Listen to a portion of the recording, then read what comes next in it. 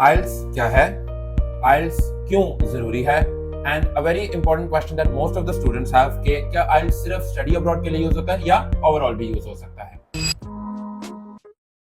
Hello and assalamu alaikum everyone. My name is Usman Ashraf and I am currently working as an IELTS instructor at Endeavors Consultant where dreams matters.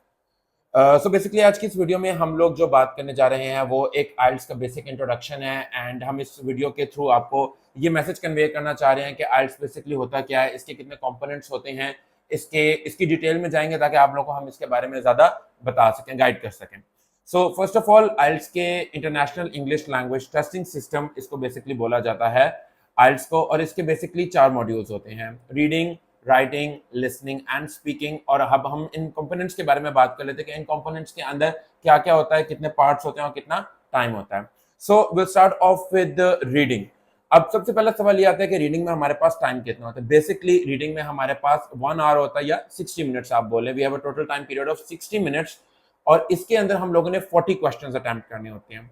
अक्सर बच्चे obviously ये भी उनका question होता है when they come to us, और जब वो बच्चे तो आते रहते हैं इंक्वायरीज करने के लिए, तो जब वो हमसे इंक्वायरी करते हैं तो उनका ये एक बहुत कॉमन सवाल होता है कि रीडिंग के अंदर पार्ट्स कौन से होते हैं। रीडिंग के अंदर हमारे पास जो 40 क्वेश्चंस होते हैं वो बेसिकली एमसीक्यूज होते हैं, ट्रू फॉल्स नॉट गिवन होता है, yes no not given, fill in the blanks and other parts as well.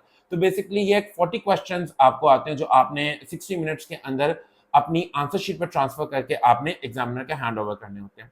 अब बेसिकली एक कॉमन मिथ ये भी बच्चों में पाई जाती है कि जो 60 मिनट्स होते हैं, ये जो पूरे का पूरा टाइम होता है, ऑल ऑफ द 60 मिनट्स ये बेसिकली हम लोग रीडिंग को सॉल्व करने में यूज करते हैं, जबकि वेरी फ्यू स्टूडेंट्स नो, या बहुत मैंने अपने एक्सपीरियंस में देखा कि बहुत कम इंस्टीट्यूशंस हैं जो एक्चुअली स्टूडेंट्स को ये बात बताते हैं कि जो लास्ट 10 मिनट्स होते हैं वो आंसर्स को आंसर शीट पर ट्रांसफर करने के लिए बहुत इंपॉर्टेंट होते हैं। तो बेसिकली 50 मिनट्स आपने टास्क सॉल्व करना है, और जो आखिर के 10 मिनट्स हैं वो आप आंसर्स को आंसर शीट में ट्रांसफर भी कर सकते हैं, ट्रांसफर करने के लिए बेसिकली होते हैं। Moving on, the next component that we are going to talk about is listening. Listening में भी हमारे पास अराउंड अबाउट 50 मिनट्स की एक ऑडियो चलती है, और ये जो ऑडियो होती है बेसिकली ये वन टाइम ऑडियो प्ले होता है, राइट। और आपने वन टाइम ऑडियो को सुन के आपने 40 क्वेश्चंस को आंसर करना होता है। You listen to the audio and then you answer the transfer the answers on to the answer sheet. और इसका भी ऑब्वियसली 10 मिनट सेपरेट टाइम होता है जो आपको आंसर शीट में आंसर्स ट्रांसफर करने के लिए मिलता है। आप ऑडियो को सुनते हो, ऑडियो को सुन के आप अपने आंसर्स को अपनी शीट पे नोट कर लेते हो and then you write them down on your answer sheet. इसके अंदर अगर क्वेश्चन टाइप्स की बात की जाए तो क्वेश्चन टाइप्स आर एमसीक्यूज होते हैं हमारे पास, सिंगल एमसीक्यूज होते हैं, मल्टीपल एमसीक्यूज होते हैं। One of the most difficult और विच आई बिलीव के स्टूडेंट्स को अगर बहुत सही से गाइड किया जाए तो वो मल्टीपल एमसीक्यूज को बहुत अच्छे तरीके से डील कर सकते हैं, which is a major problem जो स्टूडेंट्स को फेस करना पड़ता है। इसके अलावा फिल इन द ब्लैंक्स होती हैं और दूसरे पार्ट्स भी होते हैं, मैथ्स होते हैं, डिफरेंट क्वेश्चंस होते हैं, but a total of 40 questions you need to listen the audio और फिर आपको अपने आंसर्स को आंसर शीट पे ट्रांसफर करना है। ओके, नेक्स्ट मूविंग ऑन, अब हम लोग आ जाते हैं रिटन पार्ट के ऊपर। रिटन के लिए कितना टाइम होता है? रिटन के लिए हमारे पास 60 मिनट्स होते हैं, same as reading time, same होता है दोनों का।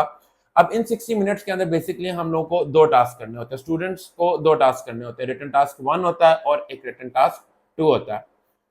यहाँ पे ये बात बहुत जरूरी है कि मैं आपको बताता चलूं कि एक one of a very common questions जो बच्चे पूछते हैं कि एकेडमिक और जनरल के अंदर क्या डिफरेंस होता है। बेसिकली एकेडमिक और जनरल के अंदर एक मेजर डिफरेंस जो आता है वो तो ये होता है कि जो एकेडमिक होता है वो आप स्टडी पर्पस के लिए यूज करते हो, जनरल आप वर्क वीजास के लिए या फिर अगर आप एम्प्लॉयमेंट के लिए मूव होना चाह रहे हो उसके लिए यूज करते हैं।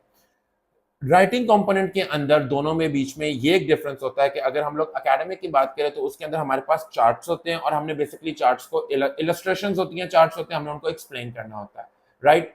और अगर हम रिटन टास्क 1 जनरल की बात करें तो उसके अंदर हम लोग को लेटर लिखना होता है। तो सिर्फ ये डिफरेंस होगा रिटन का एकेडमिक में और जनरल में। बाकी जो रिटन टास्क 2 होता है दैट इज एन एसे, वो दोनों में सेम होता है। तो बेसिकली अगर हम एकेडमिक की बात करें तो आप लोग रिटन टास्क 1 करेंगे चार्ट्स और रिटन टास्क 2 आप करेंगे ऐसे। और अगर हम जनरल की बात करें तो आपको उसमें रिटन टास्क 1 लेटर आएगा और फिर उसके अंदर जो दूसरा टास्क होगा वो ऑब्वियसली ऐसे होगा। चाहे हम लेटर की बात करें जो कि जनरल का हिस्सा है या हम चार्ट्स की बात करें जो कि रिटन टास्क 1 है और जो कि एकेडमिक का हिस्सा है, उन दोनों में बेसिकली आप लोगों को 150 से 180 वर्ड्स लिखने होते हैं। And if you talk about the essay, उसके अंदर आप लोगों को 250 से 280 वर्ड्स लिखने होते हैं। Okay, now we are going to move towards the last part जो कि बेसिकली स्पीकिंग है।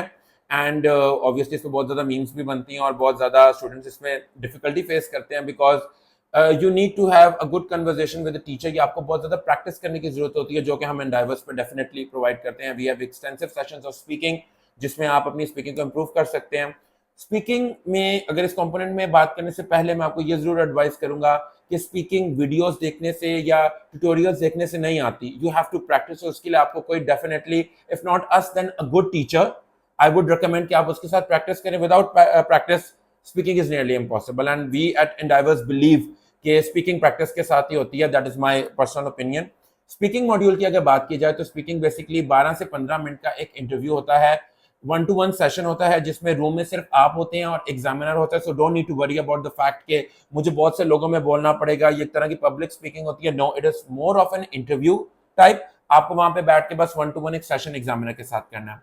इसके अंदर 3 पार्ट्स होते हैं। पार्ट 1 होता है सिंपल क्वेश्चन आंसरिंग होती है, more related to you, personal question answer होते हैं। पार्ट 2 के अंदर एक क्यू कार्ड होता है, और पार्ट 3 जो होता है उसमें आपका जो क्यू कार्ड होता है उसके फॉलो अप क्वेश्चंस आपको पार्ट 3 में आते हैं। फॉर एग्जांपल अगर पार्ट 2 में किसी पॉलिटिशियन की बात हुई है, तो मोस्ट एक्सपेक्टेडली पार्ट 3 के अंदर जो क्वेश्चंस आएंगे वो पॉलिटिक्स से रिलेटेड होंगे, राइट। और इसका 12 से 15 मिनट का 1-on-1 इंटरव्यू होता है, जैसे कि मैंने बोला, and you need to be very confident in this part. Obviously इसके अंदर बहुत सी चीजें इंक्लूड होती हैं। स्पीकिंग मेनली सिर्फ बैठ के जवाब देने को नहीं कहा जाता। बच्चे ये भी पूछते हैं कि किस तरह के क्वेश्चंस आते हैं, कि क्या हम याद कर सकते हैं। ये भी एक बहुत कॉमन मिथ है।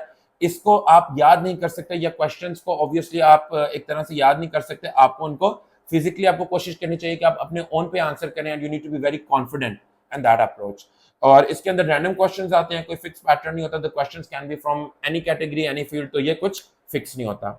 सो I think that is all about the international English language testing system. और आई होप कि मैं आपको इस पर सारी क्लैरिफिकेशन दे सका हूँ। और अगर कोई चीज मिस हो गई हो तो you can definitely let us know.